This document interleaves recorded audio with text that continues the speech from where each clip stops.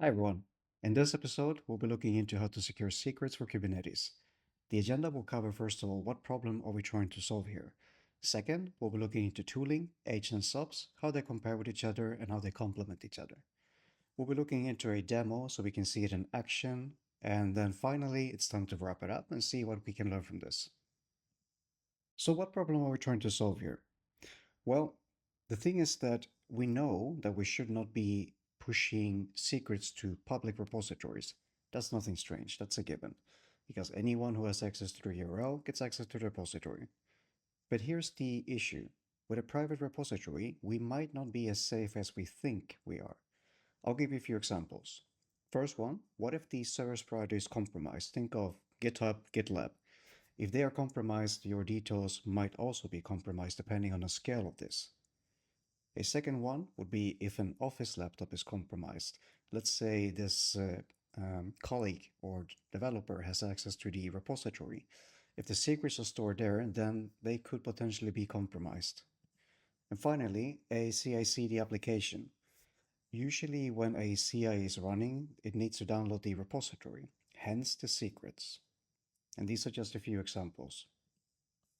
So here on the screen on the left side, we have the documentation, which I think is a good place to start. If we look at the page for AGE, we can see that it's a lightweight tool. It's mainly used for encryption of an entire file. And if we scroll down, we are met with the installation instructions. Naturally, pick whatever suits your use case. And then you can go through the usage instructions if need be. So as you can see, it's a pretty good README. Let's go to the SOPS tool. And here we have the similar documentation. Keep in mind that SOPS, the difference between this one, besides that it doesn't encrypt an entire file always, is that you can link it to a third-party provider or an external application, such as SOPS link into AGE. As usual, we have the installation and then we have the usage. All right then, so let's go ahead with the live demo. And in this case, we're going to start with the AGE application. So the focus here is to encrypt an entire file and see how it goes. Now, according to the documentation, first thing that we need to do is to have a key file, which will contain a private and a public key. So let's go ahead and do this. AGE keygen. As you can see, the command is auto-completed. That's because I've typed it before. But don't worry, I'll guide you through the process and see what's happening. So let's first do this. Okay, we can see the public key, and we can verify the files. If we then cat the key file, we'll see that we have a little more. We have a public key, but also the private key. We can also see the secrets file, so let me just clear the screen here.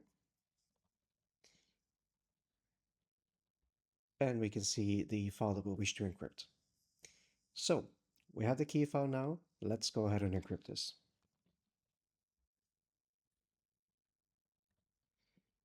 And previously we did have a public key, so let me just get this one.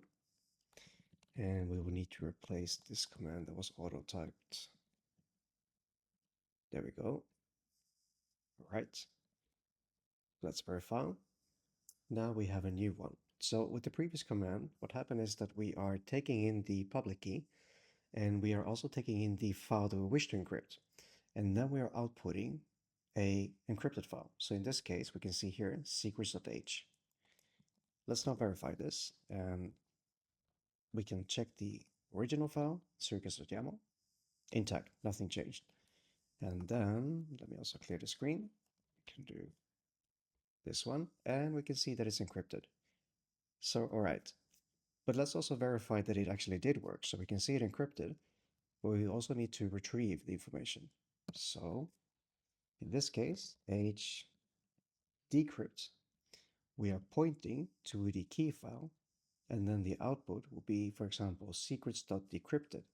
The input will be secrets.h, which is the encrypted file that we saw earlier.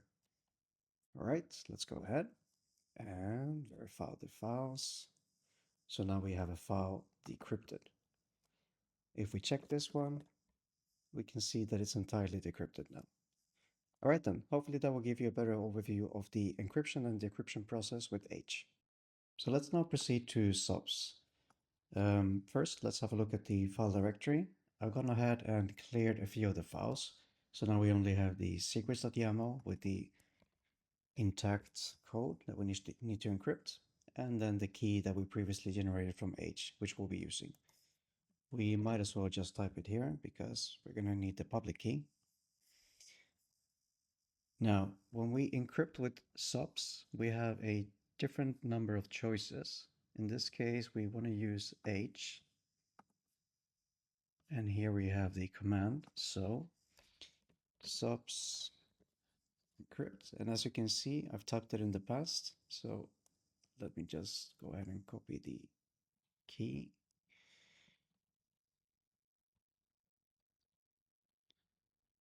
So what we're doing here is very similar process to with H previously. We are specifying the public key to encrypt. We're then specifying the original file and then a different file, which will be the encrypted one. Let's clear the screen and have a look. So let's double check the original file, intact. And if we clear the screen, here we can see that now the file is a bit more encrypted. So the keys remain intact. We can still see the keys, such as MySQL user or password, but the values is what has changed here. So the file itself is a bit more readable than compared to if it's entirely encrypted. So to decrypt the file, we now need the private key. The private key is located in the key.txt. It's over here. So we'll need to export it. And in this case, I pre-ran the command here. So it's going to be an environment variable. And now, when we do decrypt, it's going to read that environment variable and it's going to decrypt this file. In this case, it's only going to show this on the screen, as we can see. But if we wanted to output this into a file, we can also do this. Let's say decrypted. Yeah.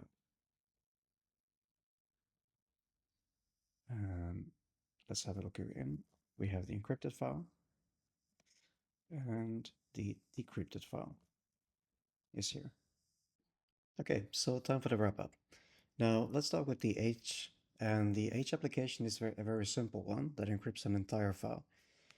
The SOPs, on the other hand, encrypts values, and as you saw from the README, you can specify quite a lot of different options. You don't even need to use H as the encryption mechanism. You can also point to a provider such as HashiCorp Vault or why not AWS KMS. Alright, hopefully this will give you a better view of these tools and how to use them. Thank you for watching.